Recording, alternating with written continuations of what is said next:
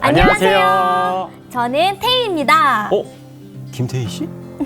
죄송합니다. 저는 기영입니다. 반갑습니다. 네. 태희 씨, 혹시 네. 5톤 미만의 선박 중에서 조종 면허가 필요 없는 선박도 있다는 사실 네?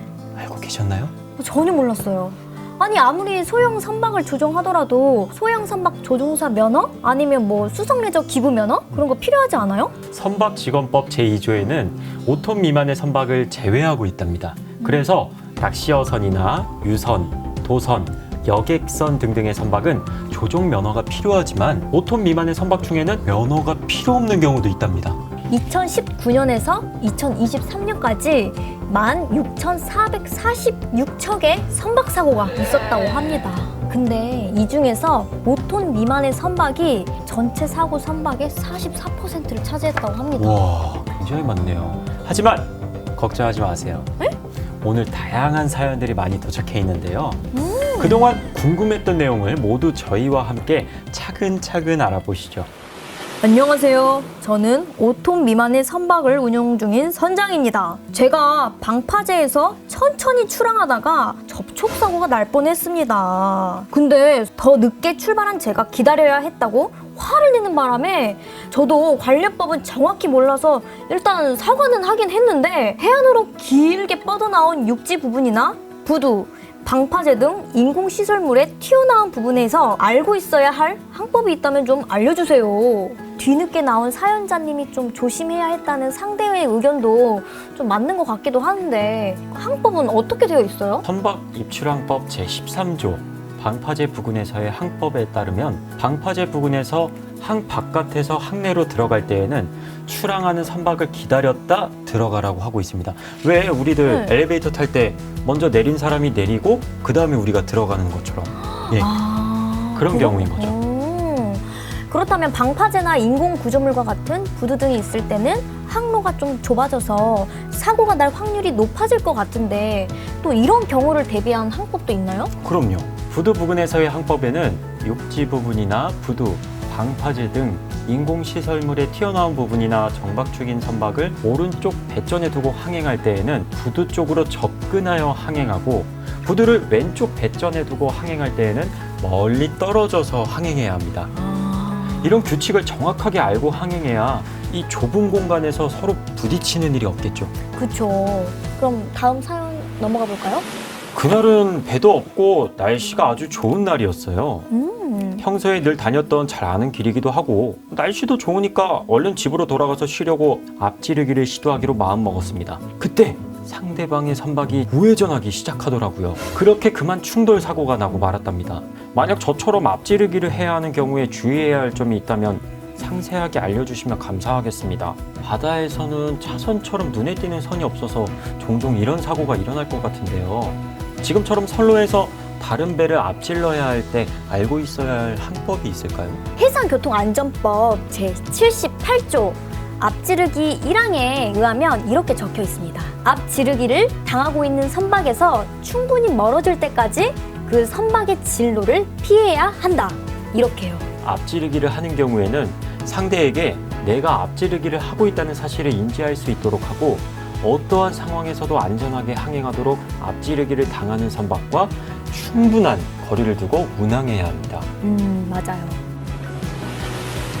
안녕하세요. 저는 얼마 전에 새로 선박을 구매한 초보 조종사입니다. 저만의 배가 생긴 뒤 중앙해양안전심판원에서 올려주신 다양한 영상을 보고 배우며 공부하고 있는데요. 마주치는 상황에서 서로 우연쪽으로 변침해서 항행해야 한다는 걸 배우기는 했는데 구체적으로 감이 안 오더라고요. 마주치는 상황에 대한 중요한 팁이 있다면 꼭 알려주세요. 기영씨, 이렇게 선박 간에 서로 정면으로 마주보게 되는 상황에서 좀 안전하게 운항할 수 있는 팁이 있을까요? 그럼 마주보고 설명해 드릴까요? 부담스럽네요. 예, 장난이고요. 마주치는 상황에 관해서는 해상교통안전법 제79조 마주치는 상태에 아주 잘 나와 있습니다.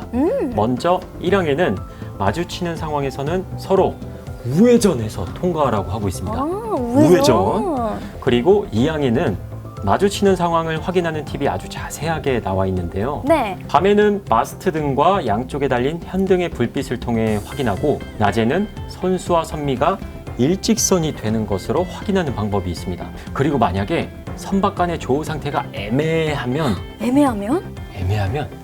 마주치는 상태로 판단하라고 하고 있습니다.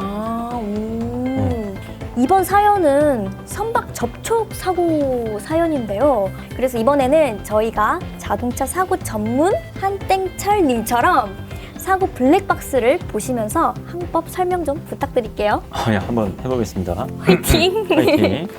지금 영상을 찍은 선박 기준으로 오른쪽에서 다른 한 선박이 다가오는 게 보이기 시작합니다.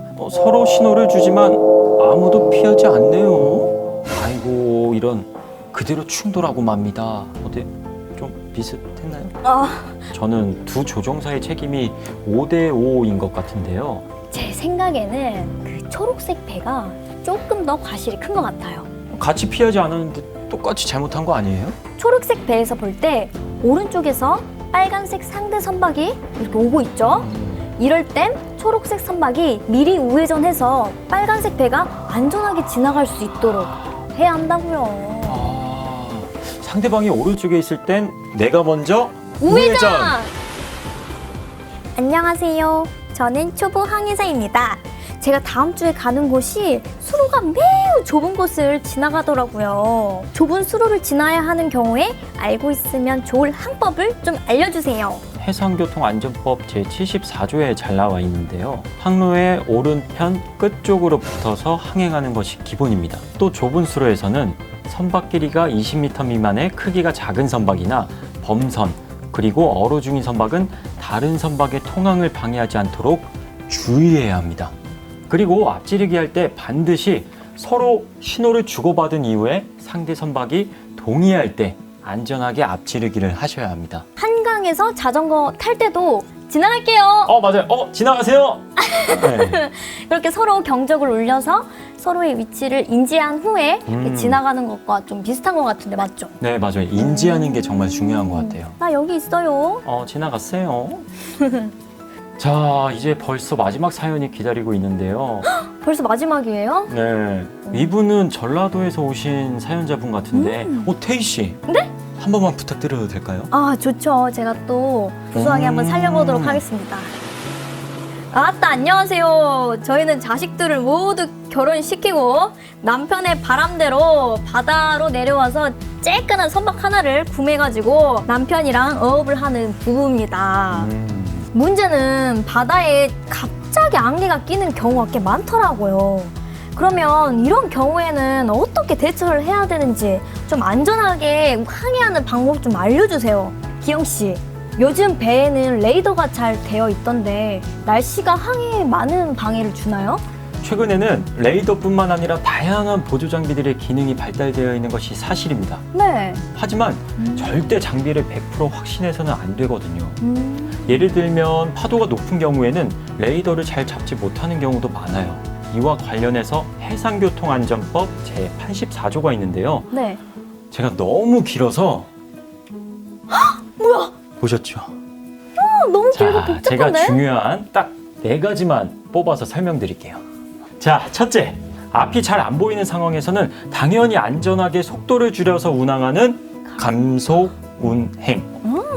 둘째, 안개가 낀 상태에서는 좌회전으로 피해서는 안 됩니다. 셋째, 안개가 끼었을 때는 다른 선박에게 내 선박의 위치를 알리기 위해 무중 신호를 울려야 합니다. 넷째, 안개가 끼었을 때에는 레이더뿐만 아니라 청각을 활용하는 등 평소보다 더 훨씬 철저하게 경계를 해야 합니다. 그래서 제가 이걸 줄여서 감자무쳐 줄여봤어요. 감자무쳐만 기억해 주세요. 감자무쳐? 이해했어요. 혹시 감속 운행의 감, 좌연 변침 금지의 좌, 무중 신호의 무, 철저한 경계의 철. 그거 줄여서 혹시 감자무쳐? 아니 근데 너무 어이없긴 한데 쉽고 좀 기억에 남을 것 같기도 그쵸? 하네요. 오늘 다양한 사연과 항법을 살펴보니 조금만 더 알아보고 조급해하지 않고 대응한다면 피할 수 있는 사고들이 무척 많은 것 같습니다. 그러니까 오늘 알려드린 규칙을 알고 무엇보다 안전을 최우선으로 실천하는 노력이 중요하겠죠? 그리고 중앙해양안전심판원 유튜브에 접속하시면 안전한 운항을 위한 꿀팁이 진짜 많이 있으니까요. 자주 접속하셔서 항법을 공부하시고 모두 안전 운항하시길 바라겠습니다. 구독과 좋아요는 사랑입니다. 그럼 저희는 이만 물러가 보겠습니다. 지금까지 태희 기영이었습니다. 감사합니다. 감사합니다.